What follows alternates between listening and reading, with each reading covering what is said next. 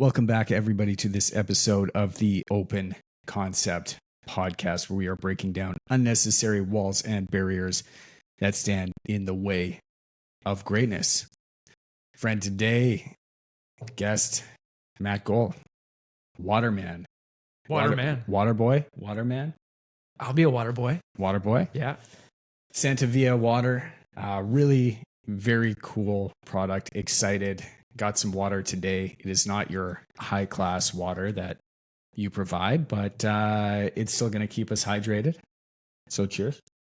Cheers. Yeah. Tastes pretty good. Tastes pretty good. I'll have to get you a Santevia though. I need one in my life. When I started in my health and fitness journey, I really wanted to start to fall in love with water, because for a long time, really did not like drinking water because it really has no taste. And I really didn't know what good water tasted like. But anyways, we'll get into good water. But before we do, can you introduce yourself and tell us a little bit about you? Definitely. All right. Yeah. Thanks, Brandon, for having me on. I'm excited. Here to talk water, talk anything, talk business. Water talk, cooler talk. Water cooler chat. That's right. That's what it's all about.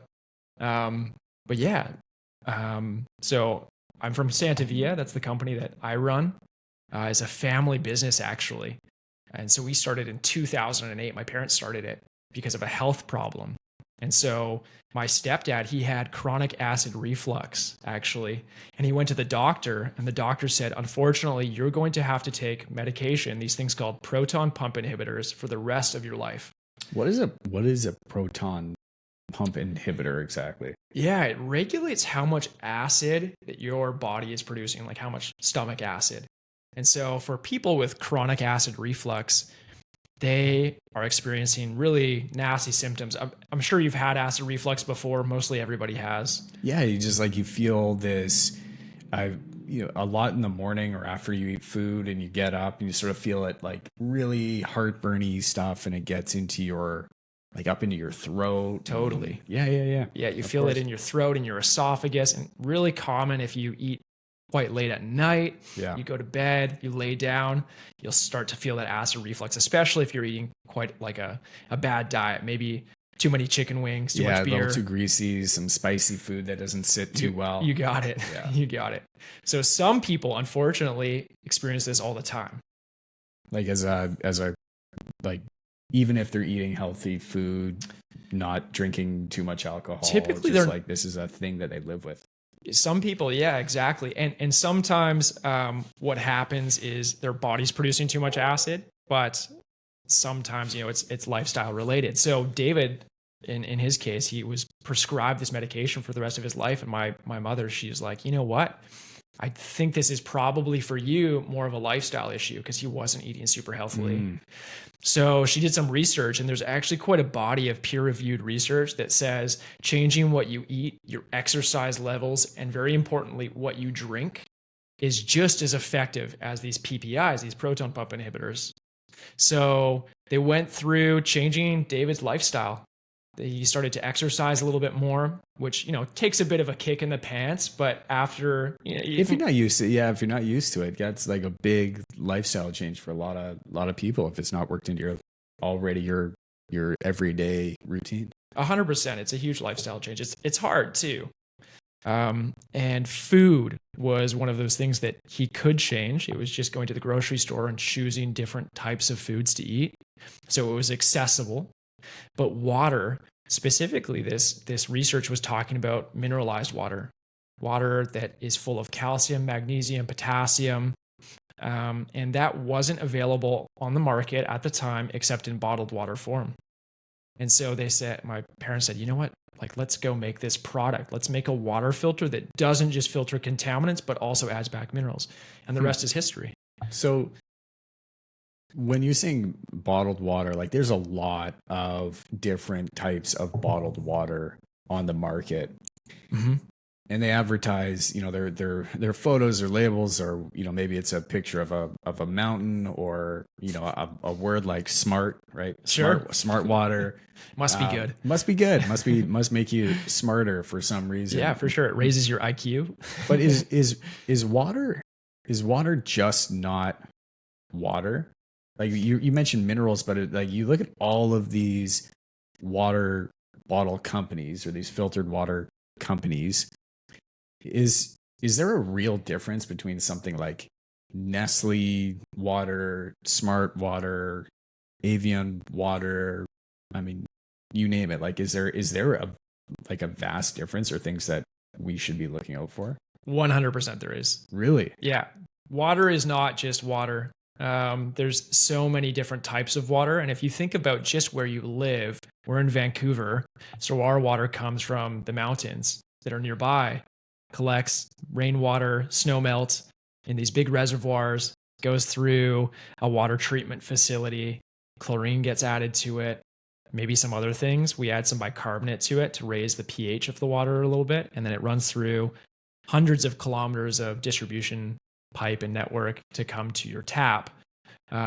So that's the water here in Vancouver. But if you were somewhere else, say in New York or in Calgary, California, even, yeah. It could be groundwater. It could be basically pumped up from underground. So you might have you definitely will have a completely different mineral profile to that water.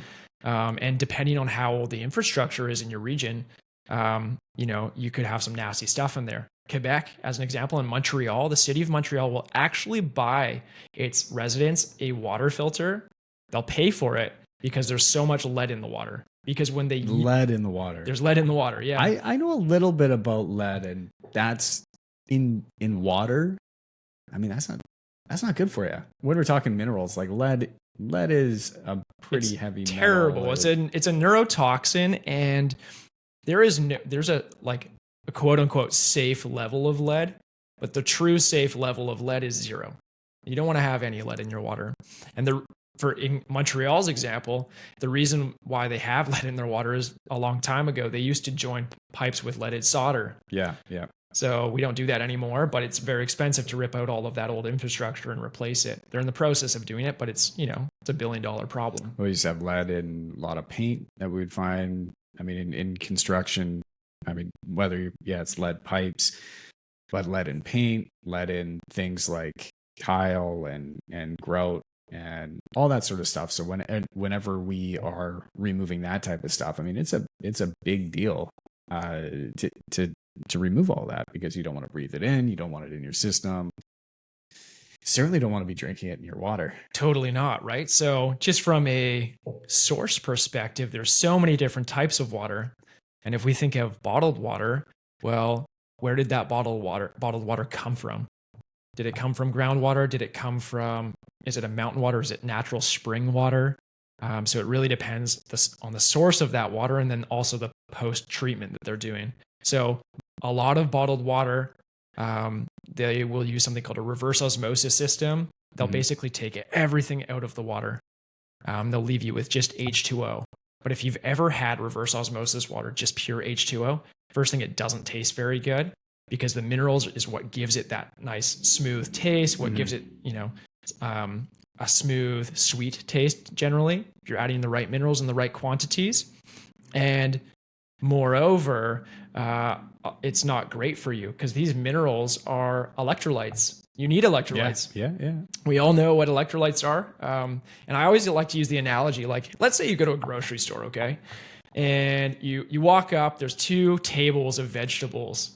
And one table is like fresh organic produce grown at a local farm. Perfect. There's this other table that is demineralized vegetables. Which one are you going to choose? You want the farm fresh, ready there, no sourced question. locally. This is healthier, better for you. It's got all the signs. It might be a little bit more expensive, but sure, you're probably going to be drawn towards that. Yeah, totally. I mean, it's a simple question, simple answer. Nobody's going to choose the demineralized vegetables. But for some reason, when it comes to water, we don't think about that. We think, hey, I'm going to drink demineralized water with nothing in it. And that's where most water filters fall short. And the Santevia difference is that we're not only filtering contaminants from the water, which is very important, especially if you're in an area that has a contaminant like lead in the water. But then it's also important to add back these healthy minerals.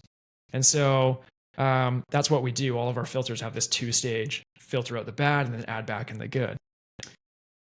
David, you had mentioned there that had the acid reflux issues when he started. Like, where did we end up with that? How did that turn out after this journey of developing the company, finding water? Sure. Yeah. What was the overall result of that? And what was that journey? So he never started on the PPIs, and they went through and made these lifestyle changes, and found a water filter from a supplier that was kind of doing something close to what they wanted to do, and they worked with them on changing it to really match the mineral profile that tasted good and what they wanted to be the Santevia product. And so they co-developed this product with the manufacturer, and David's symptoms went away. He's never had acid reflux. Amazing. It's not a common thing. And it's really debilitating, because if you have it all the time, you can't sleep. You feel bad. Yeah. No kidding. You don't want to do it. You feel lazy. You can't really exercise because you have like too much, inner turmoil, and health is wealth, man. It really is. Yeah, absolutely. Yeah. So they brought over these products and they developed them, and they brought them to a health and wellness distributor called EcoTrend, based here in Vancouver. And they brought over a sample to John, who is the owner of EcoTrend, and said, "Hey, John, we've got this product. It's called the Santevia countertop system. It's a system that sits on top of your countertop. We still sell it today. It's a great seller." Yeah. And John said, "You know what? Leave this with me. We usually do supplements. We're like more in the food and supplement space rather than hard goods. Yeah. And consumer goods like this." And whatever, they left, and then John called them a week later and said that a retailer took these 10 units, and they sold out in a week. Really? Yeah. And this wasn't something that they were intending on selling. They had just said as a kind he of. said he would try it out. Yeah. He said he would try it out. So they were a hit. Yeah, it was a huge hit, and it was actually the store right here in Tsawwassen called Wellspring Health. Okay. Yeah. So, the owner of that store, Dolly, she fell in love with it. She's like, "This is what I've been waiting for." There was a huge hit in the market, and so the rest is kind of history. They started to produce these things at scale, and they distributed mostly through small natural health stores right across Canada. And that's really the start of Santevia, much different than it is today, because we have a huge e-commerce focus now, and have launched a lot of other great products from pitchers to glass products, because I know people really care about materials nowadays. But the core tenet of filtration and then adding minerals is we're still true to that. And it makes the water taste a lot better too. Yeah.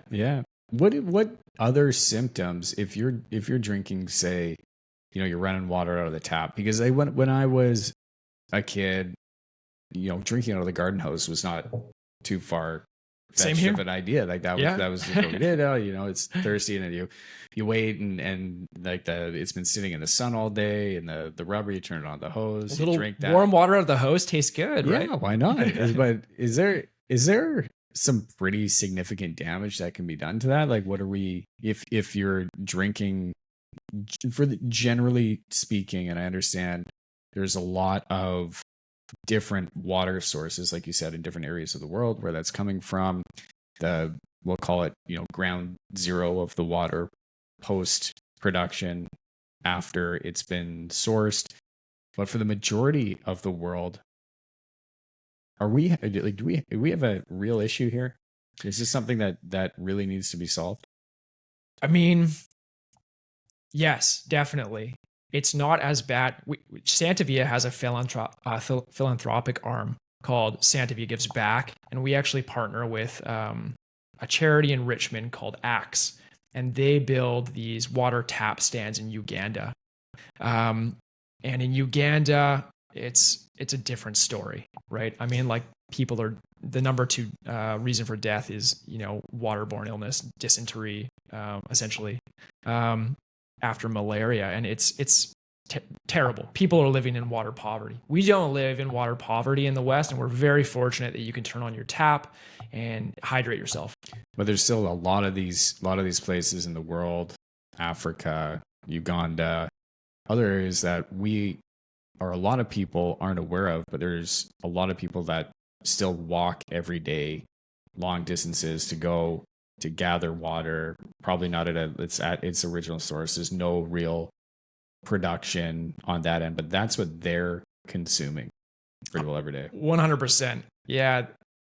Axe brings all these stories to life, and there's some terrifying stories.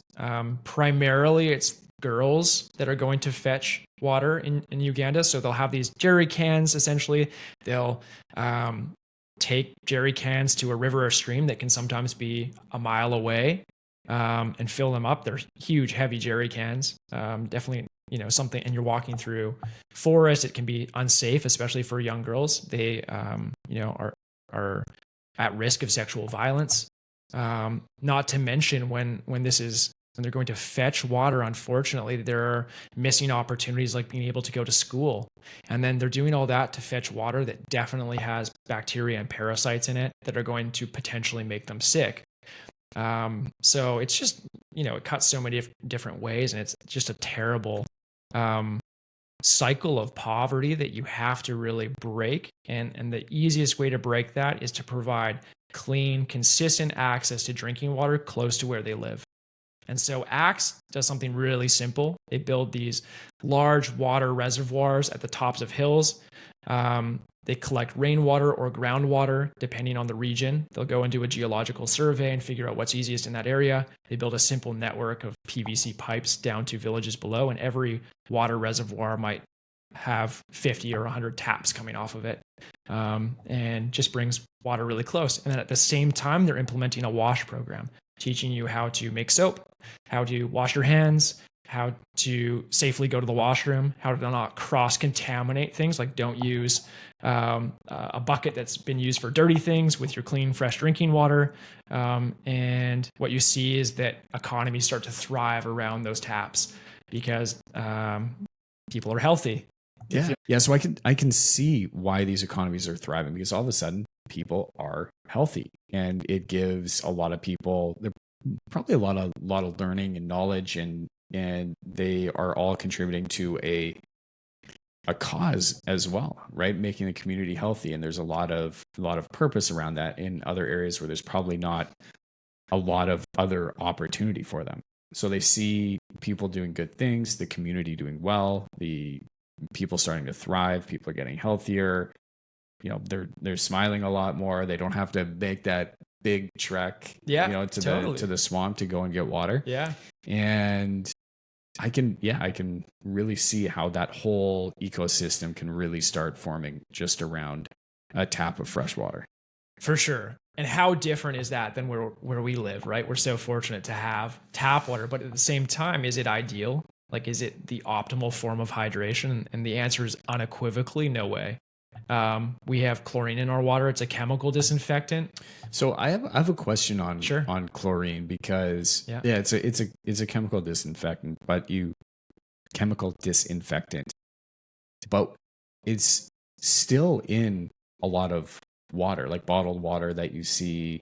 Is there no way to get the chlorine out? Like, if you see, because you do taste it, right, in the tap water that you drink, you kind of get this little, what you're drinking is not 100% water. And if you go to any hotel and you're drinking tap water and they say, yeah, it's fresh, fresh water, you can drink that, but you just you taste that, it kind of sits on the roof of your mouth. Yeah, it tastes fake. It tastes overly chlorinated.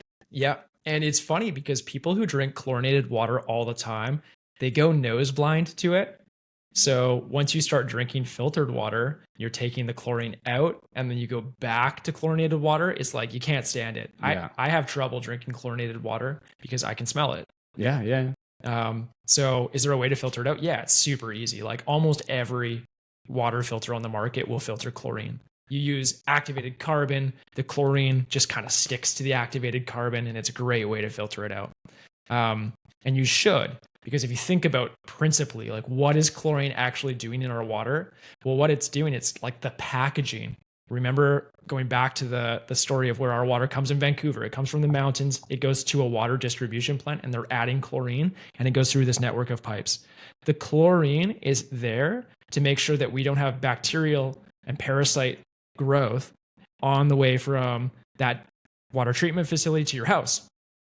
Right? Just for the same reason that in Uganda people get sick, we can get sick here too. And until we had commercial chlorination of water, people would get sick and people would die of things like cholera, waterborne illnesses, right? So it's so important that you have chlorine in your water, and just about every single city right across North America, right across the Western world adds chlorine to their water because it's super effective. Or some derivation of chlorine. Sometimes it's ozonation, sometimes it's chlorides, different forms of a disinfectant that you don't want to drink, because what happens when you drink that water goes into your body, it's going to kill bacteria and parasites in your body as well. Free available chlorine, it's very reactive. So that's kind of like the chlorine that's available to you combined with bacteria and what makes that bacteria no longer harmful to you. It's still free and available to do its thing when you drink it. So take it out. And it's not a hard thing to do. You can go buy like a really inexpensive Brita pitcher and filter that chlorine out. And if you're not doing that, I recommend everybody do that. Even if you don't go get a Santevia, just go get something that will filter chlorine out, because it's such an easy thing. And the research on like, is this harmful to us or not, is not great, because these are called epidemiological studies, and they basically have to try and correlate something with a health outcome. But, maybe somebody works out all the time and eats really well and they drink chlorinated water and so they don't get sick. But maybe somebody else is like, not super healthy. They drink chlorinated water and then they get sick. And maybe it was the chlorine in those two scenarios that was kind of like dragging people down. And you can really feel it too I find in my stomach, like if you drink water that is not great water, it just sort of sits there, right? Yeah. It doesn't do anything. It's like it doesn't do what it's supposed to do. It doesn't hydrate you properly. It's like there's these, from what I understand, there's like water molecules. If they're not properly filtrated, then they just don't dissolve and don't enter your system the way that they're supposed to. So you kind of get the leftovers. I know I'm not describing it right. Yeah, I know what you're talking about. Conversation that I was having with somebody. There's potentially something to that. So it's kind of like, how hydrating is your water? How hydrating is your water? How much, if we're drinking tap water, for example, is it doing the job of hydrating you in the way that it should be versus a filtered water? Because water is water. It's in liquid form, and I understand that there's a lot of minerals and processes that can go in water or be stripped out of water. But when it comes to hydrating you, like I just feel better when I drink better water, and it doesn't give you that full like slosh around feeling that kind of happens when you drink unfiltered water. Totally. Yeah. And this is filtered water, by the way. I taste it. I don't taste the chlorine. Yeah. Okay. It's nice. That's good. There is something to that. So like, when you add minerals, you raise the pH, and, in studies, people generally report feeling more hydrated from, filtered mineralized water than they do if you drink, water with no minerals or low pH water. So when you add minerals, if you think back, I'm going to take us all the way back to like grade 10 science. Perfect. Okay. Yeah. So I almost passed grade 10 science. No, that's good. So this would be a good refresher. Okay. No test after this. Okay. All right. So we have a pH scale, 0 to 14. 0 is very acidic. 14 is very alkaline or basic. Okay. 7 in the middle is straight neutral. Okay. If we have water with no minerals in it, it will likely be acidic, below 7. Okay. If you have water with minerals in it, it will be above 7. So that's why everybody's heard of alkaline water. Yeah. That's what people are. It's not the fact that the water is alkaline that's important. the fact that there's minerals in the water. When you add minerals, it just happens to make it alkaline. So if you were to add, I mean, I've seen them, you see runners and stuff, if they're running long distance or sweating a lot, cracking some salt into water. Is that the idea behind that, is putting minerals back into the water? Totally. Minerals are electrolytes, right? So when we're putting, when we're going for a long run or something, you'll put in, magnesium a lot of the time to prevent muscle cramping, a lot of sodium because you're sweating out a lot of salt. If you were to drink that many minerals in your water all the time, you'd get a headache. Yeah. Okay. Yeah. And that's basically your body telling me like, holy smokes, too many minerals. I'm not processing this many. But when you're running or exercise, I used to cycle a lot, and you'd have to do that or else you'd just bonk out. Yeah. Right. You just like your body stops working. So you have to do that. You have to drink a ton of sodium, ton of magnesium. So we're doing that. When we add minerals back to the water with Santevia, we're adding a much smaller amount of minerals. But yeah, definitely these minerals that your body needs. What about things like washing your vegetables and the food? I mean, how much of that do we absorb? Is that if we're using just out of the sink and we're washing lettuce and apples and fruit and whatever, how much of that are we absorbing? Is that a big no as well? Because the scary thing is. Yeah, I don't actually. That's what I'm asking. Nobody knows. Nobody knows. Nobody knows. Oh, damn it. Yeah. Nobody knows, but it could be terribly scary. So like a big topic right now is plastic, right? Everybody's concerned about plastic and how much plastic I'm ingesting. You've heard probably that like, oh yeah, in a year you're eating like a credit card size worth of plastic. Yeah. Right? So, is that bad for us or is it not bad for us? Nobody knows. Well, you hear the microplastics, right? Yeah. That's a big thing in whether it's with us or in the ocean, and we're talking about fish and whales and all that sort of stuff, consuming these microplastics, and it's the forever chemical, sure, right? And so that you can't get rid of it once it's in your body. Yeah, this is what I'm hearing. Yeah, and I don't know all of the science behind it, but this is certainly what I've heard, and it has definitely driven some level of fear into me, and probably for the best. Like it's like I agree that probably ingesting zero plastic at all would be the best way to do it, but I don't know at what level that starts affecting things. And I remember like leaving the was it? I think it was Jennifer Aniston. I remember back I was probably high school or something along those lines. And it came out that I thought she somebody will correct me. I thought maybe she had breast cancer or had cancer of some sort.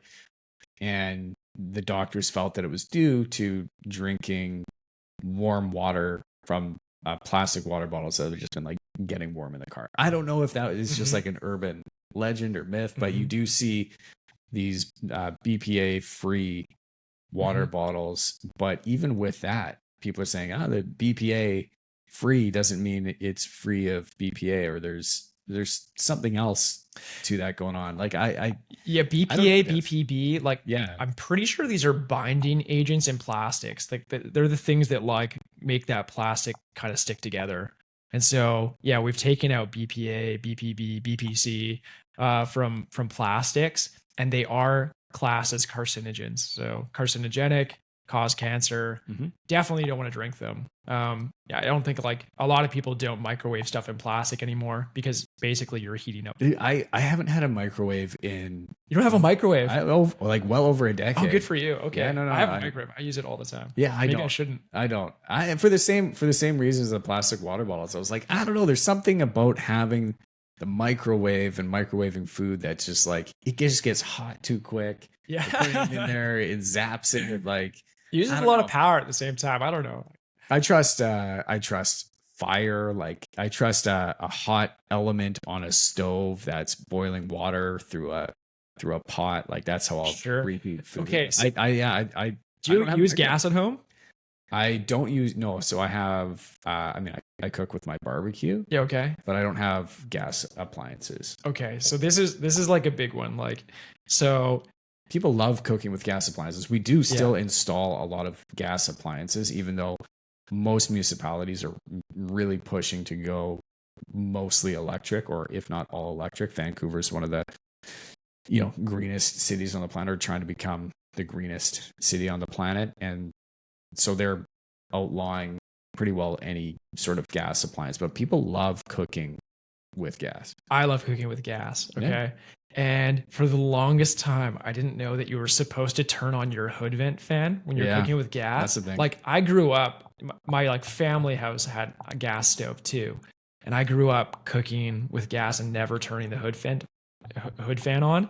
And like, it came, I think it was on the CBC or something like a year ago. And they're like, it's terrible for you. Like, if you're not turning your hood vent. And I'm like, think about it. I'm like, yeah, that makes so much sense. Like, we're burning burning hydrocarbons, like they're breaking apart into all these weird things, and you're breathing that in. Yeah. And somebody who works at Santevia, she's Japanese, and she's like, oh, in Japan, like everybody uses gas. Like, it's very, very common. And I was like, do you turn on your hood vent fan when you're cooking? And she's like, yeah, of course, everybody does. I was like, have you always done that? She's like, yeah, of course. It's terrible if you don't. I was like, oh my gosh.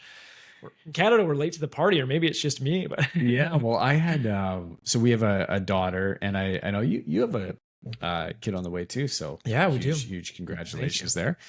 My daughter, when she was young, that was a conversation that my wife and I had about heating up the milk in the bottle, right? And so the idea, like, it was super easy to just have a microwave, and brought that up. I was like, I just don't like the microwave. Yeah, I don't like it. I know we gotta heat it up, but like, so what we've been doing is taking her bottle of milk, and we boil hot water, and I put it into like a thermal cup, and I put the bottle of milk into the thermal cup, and then it just gets warm that way versus throwing it in the microwave. Yeah.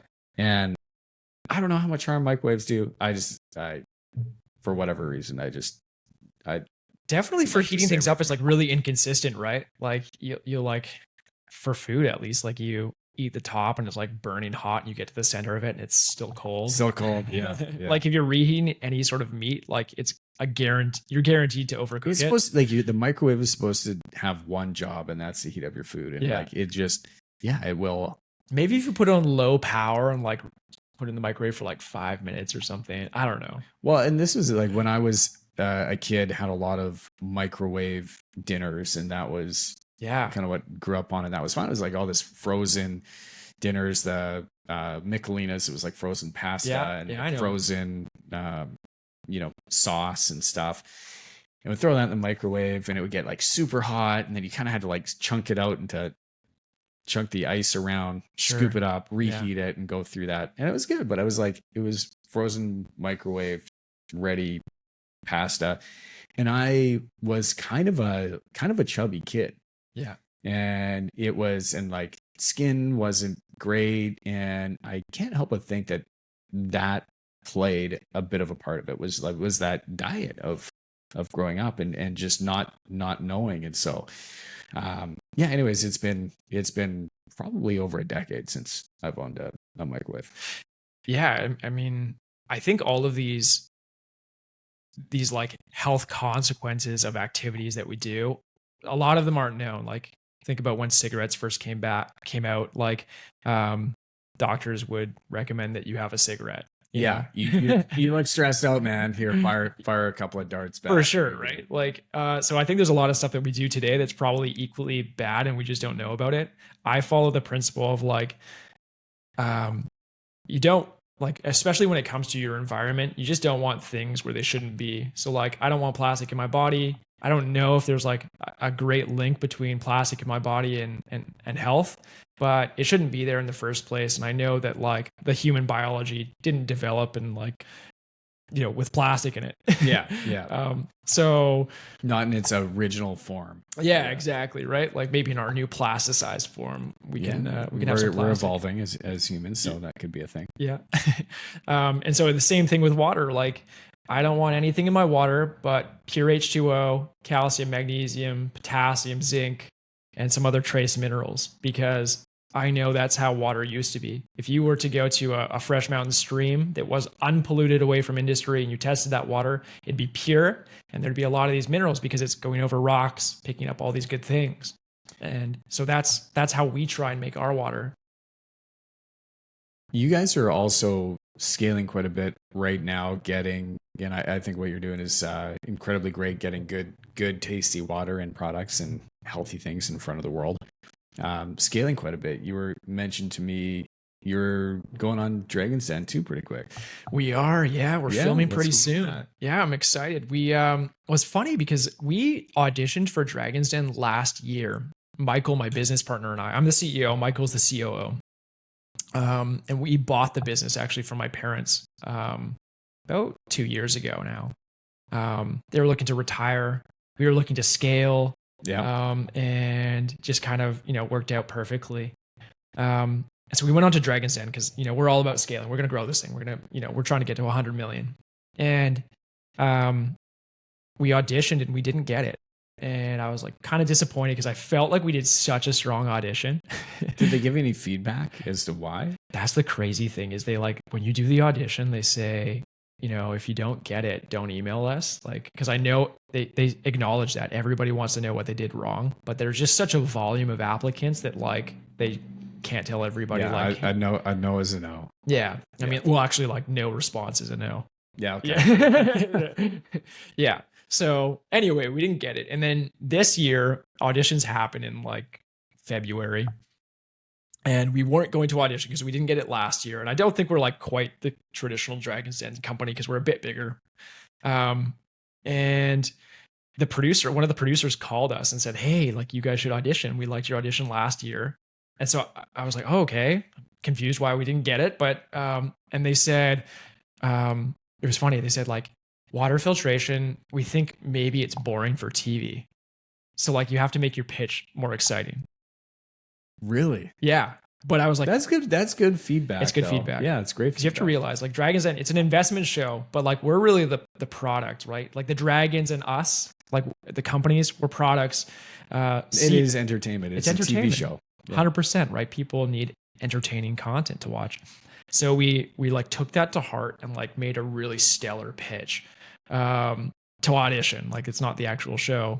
So we go and do that for the producers. And then like 3 weeks ago, I talked to Michael.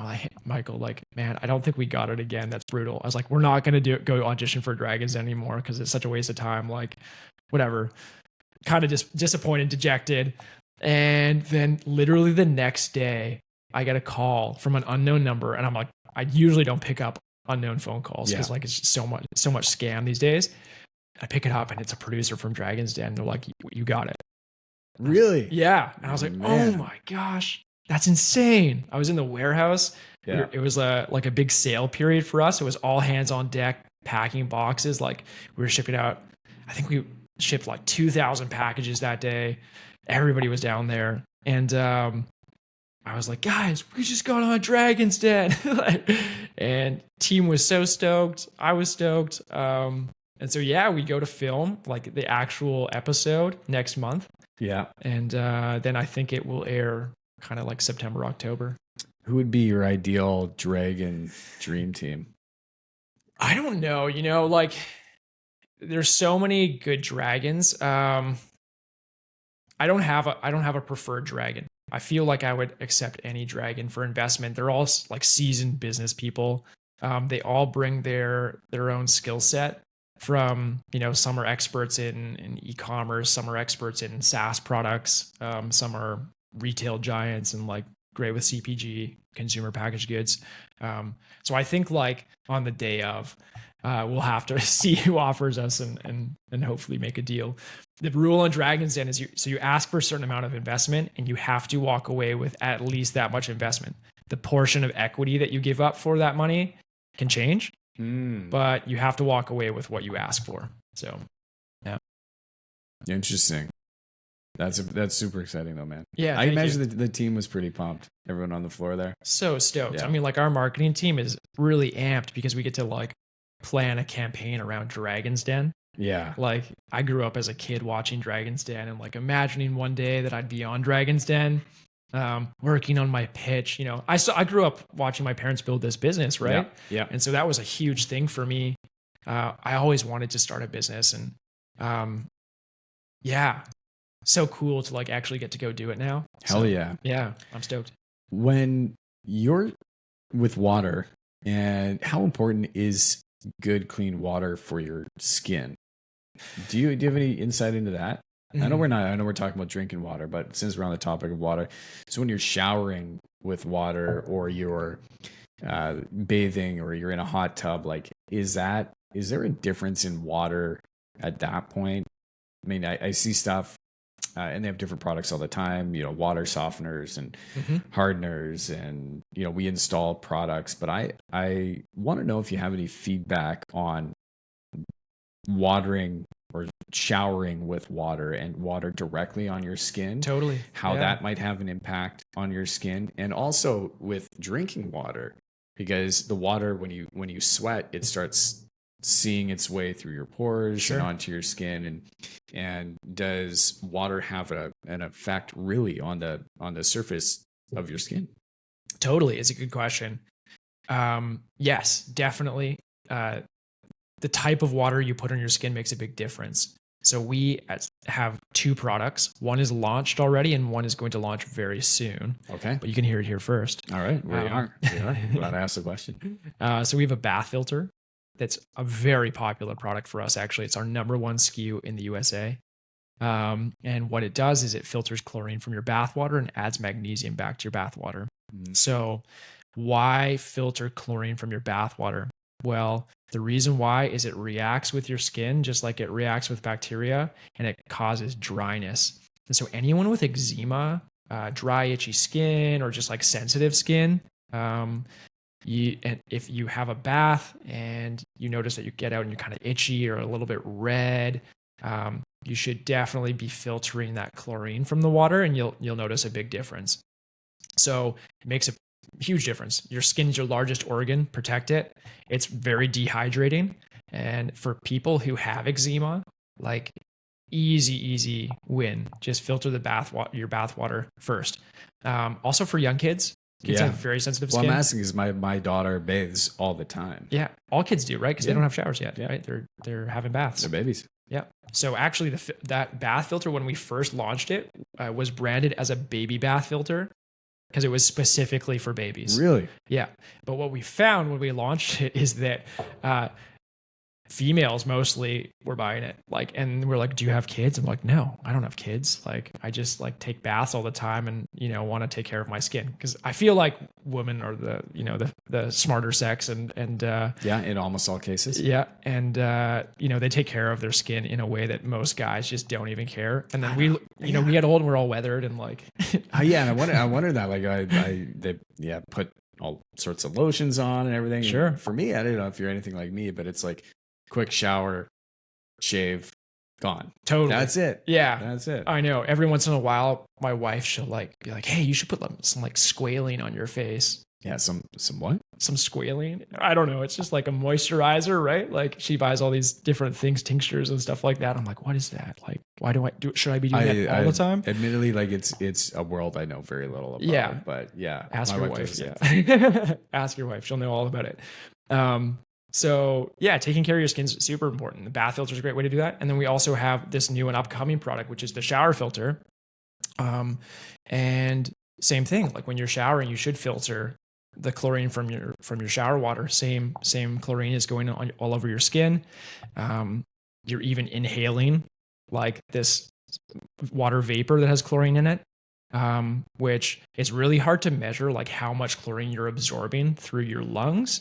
But it's a significant amount, maybe as much or more than when you drink water, which is kind of something scary to think about. Yeah, because and I don't even know how you would measure that, right? Like, you can see the results if you're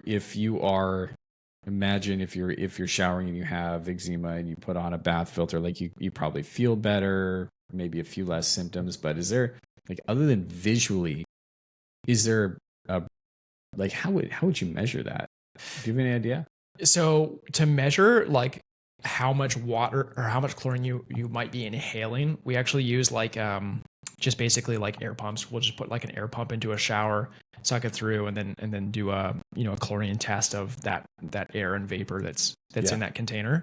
But from like a more feel perspective, hair, like you'll feel the difference in your hair. You'll notice that. That's why I don't notice anything. Yeah, I know. I mean, who knows? Maybe you have the shower filter. You have this like long, luscious hair. I'm in. You got samples of Yeah. So yeah, it's big for hair, and hair loss actually is a big thing. So it's a cool product. I'm really excited about it. There's one other like sneaky thing about this that's going to be really environmentally friendly. I can't drop it yet. But, why not? Keep an eye out. Right. And there's something really cool about the shower filter specifically that I'm sure you'll love. Very cool. Can't wait to see that product and probably test it out. Yeah, definitely. Okay. Yeah. Family business. Yeah. When did you start? Because your family launched the company. Your mom launched the company 2008. Mm-hmm. You said. So when did you get involved? Full time in 2018.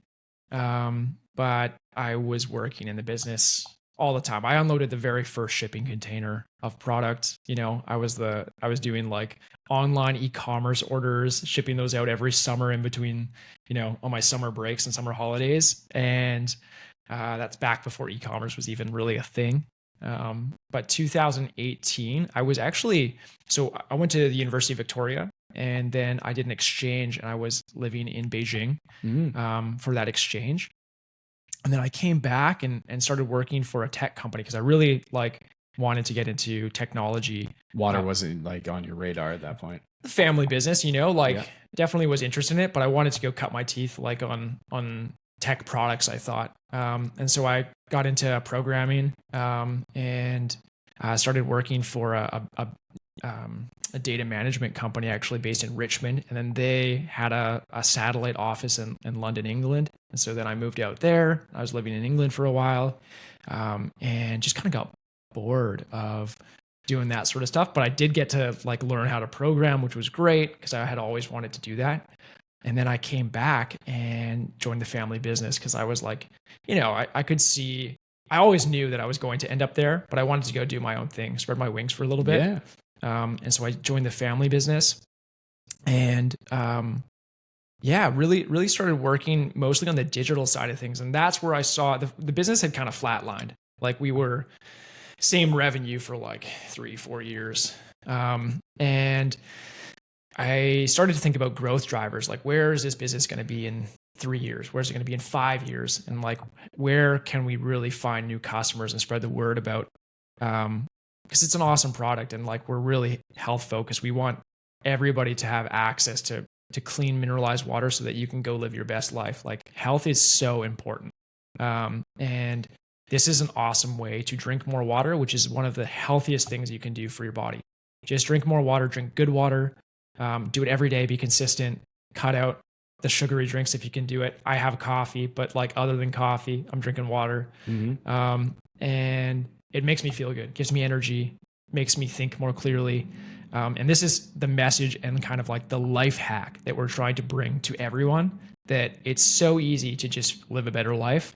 All you got to do is drink more clean mineralized water. And so e-commerce was kind of where I was I know we can do something with e-commerce. So me and my business partner, Michael, now we're both started at the same time. Michael was originally a friend of my sister's, actually, who was working in the business at the time.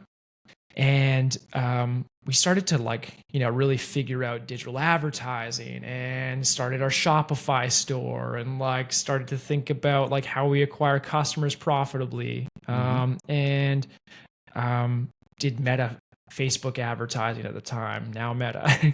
Yeah. All of that, Google PPC advertising, and email marketing was huge for us. Actually, I remember we had a bunch of emails because we had customers, over that we had collected for many, many years. And, the business was much smaller back then. And I found all these emails just on some WordPress, the back end of WordPress, which is what our website used to be. Yeah. And I sent an email to everybody and said hey, there's a sale on now, come and shop. And we did $25,000 in a day which back then was like huge for us. Wow. Absolutely massive. And I was like, oh my gosh, like people look at their emails. Like that's huge. And so like then we turned on email, started sending regular emails, like getting in contact with our customers. And so weird, you talk to your customers, you have a good product and they buy from you. It's for sure. Weird concept. It's a super weird concept, right? Like you have to communicate.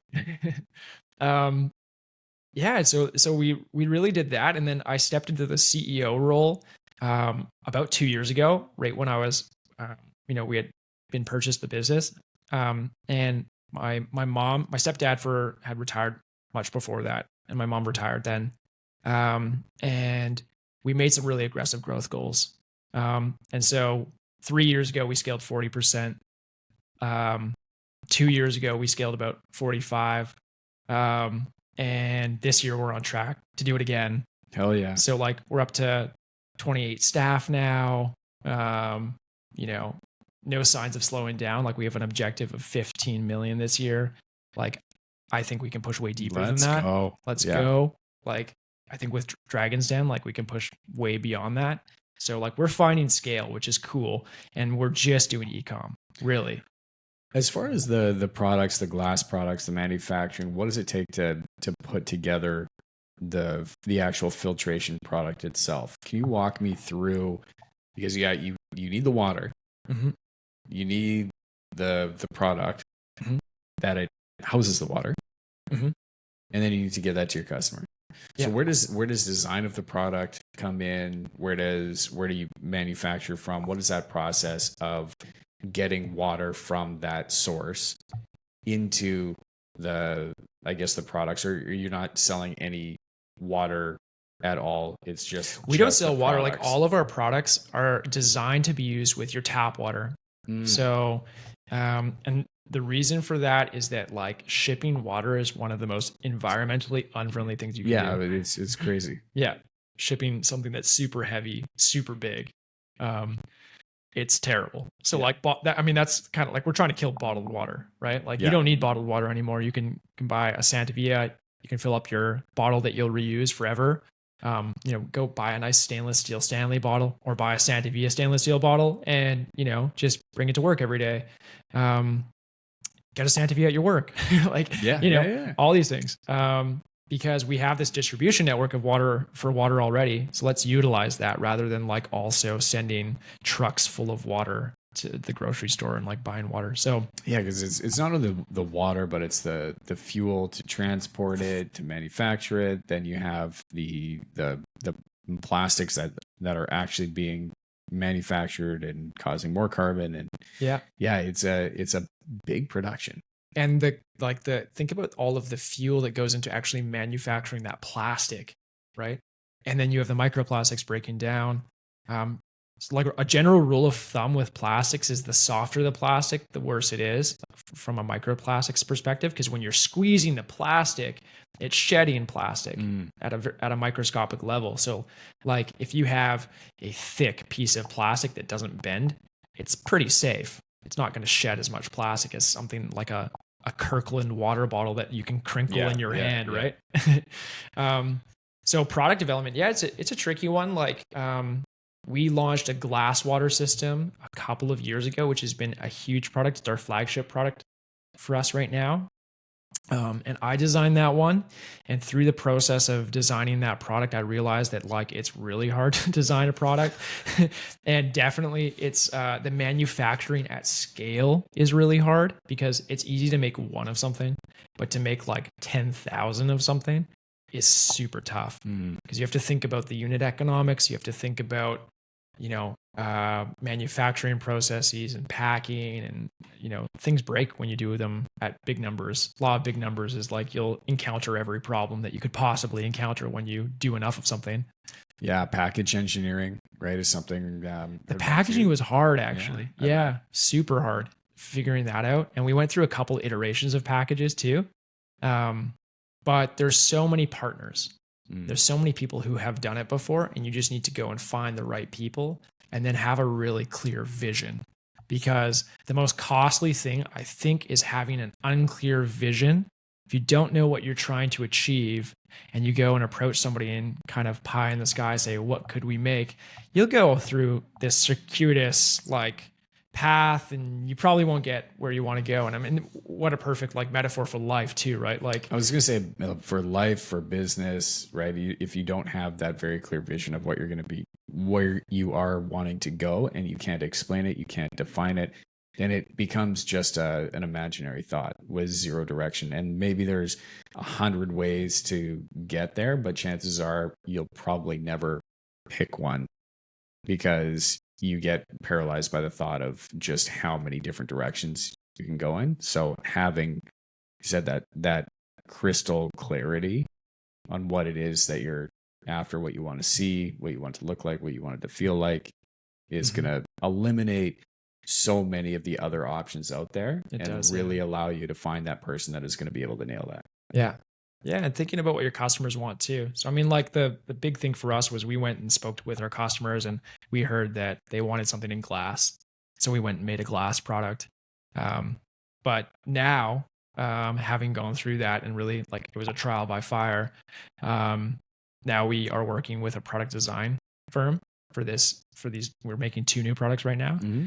So we're working with them. And then I also hired our first full-time product person because what I noticed is that I was working on these products off the side of my desk. Like I'm doing a lot of other stuff in the company too. Yeah. And it was frustratingly slow.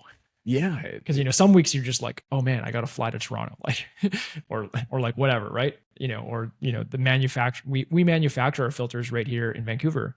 And, maybe something goes wrong with the manufacturing line. Like that's the lifeblood of our company. Like I have to stop everything and like fix that. Yeah. Yeah. So, I think having help is like really, really helpful for sure.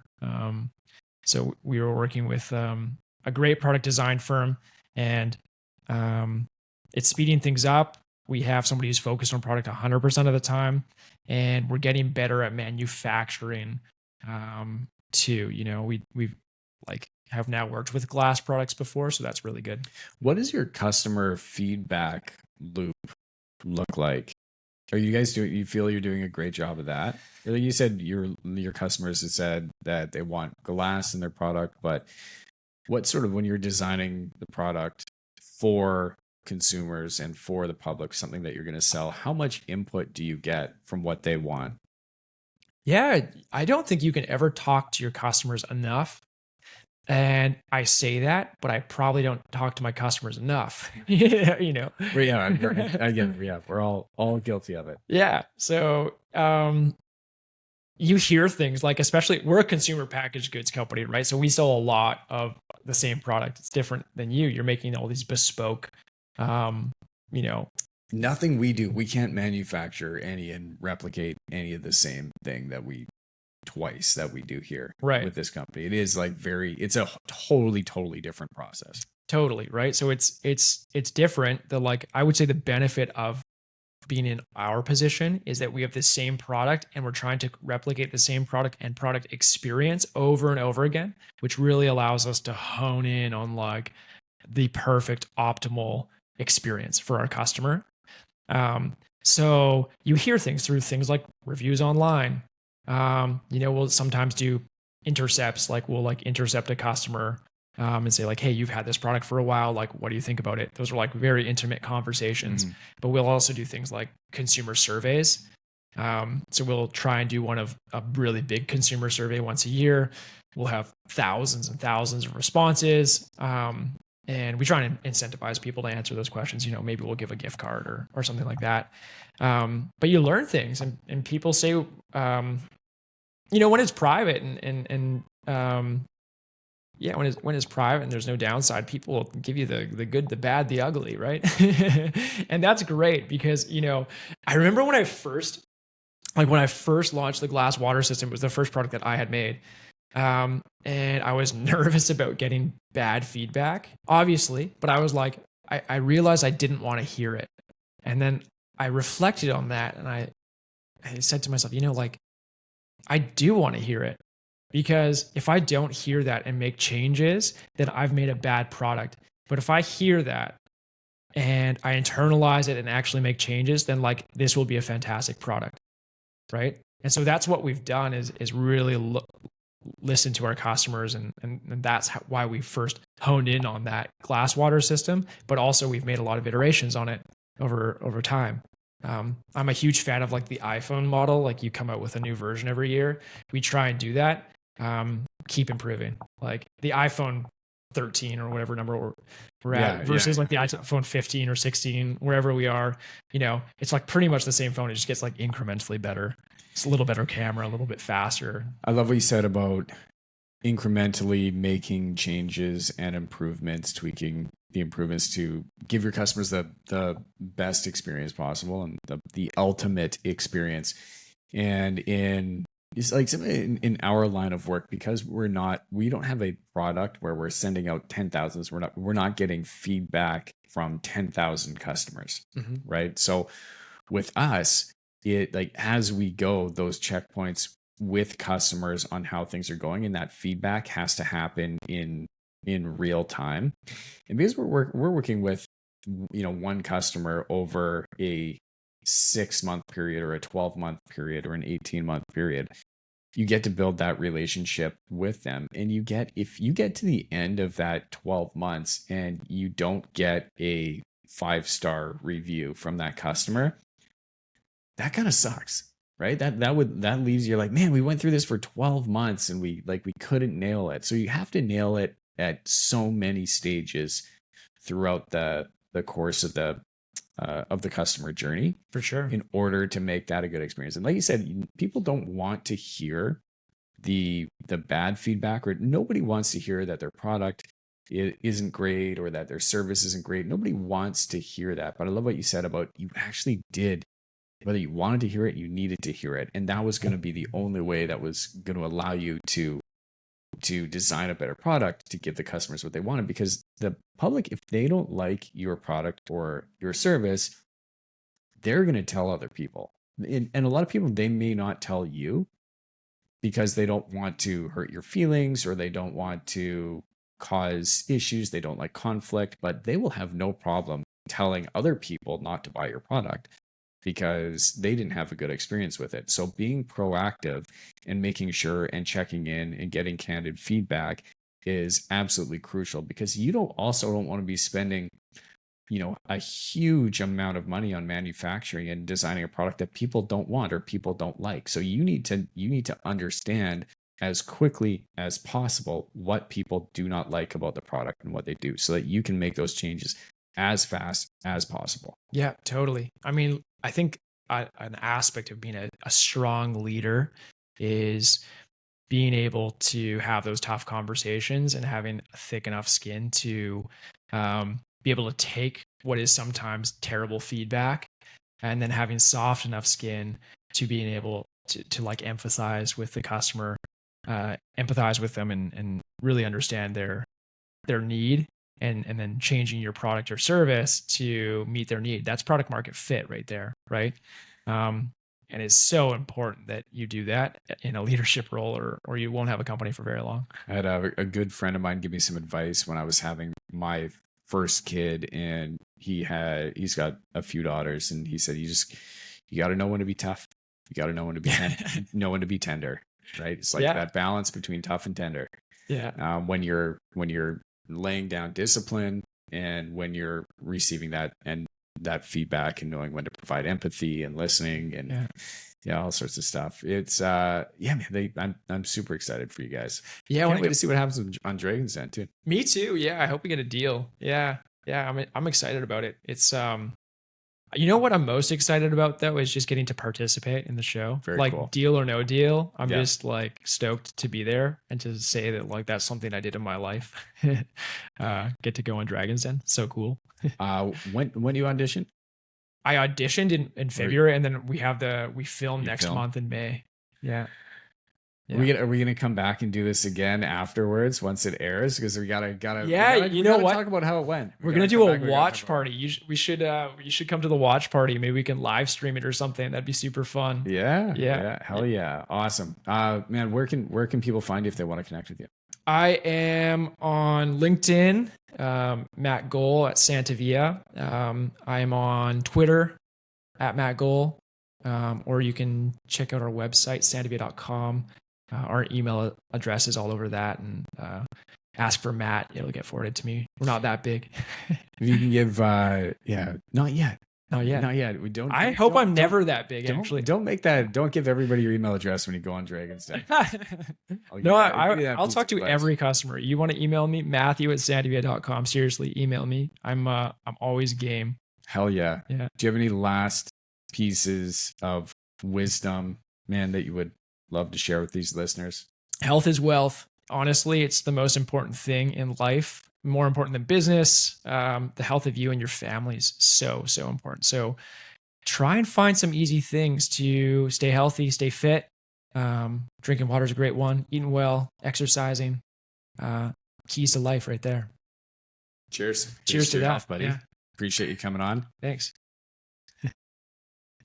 To all the listeners that are out there that are still with us, thank you so much for being here. Matt, it was awesome. Everyone else out there, rock and roll. Right on. Appreciate it.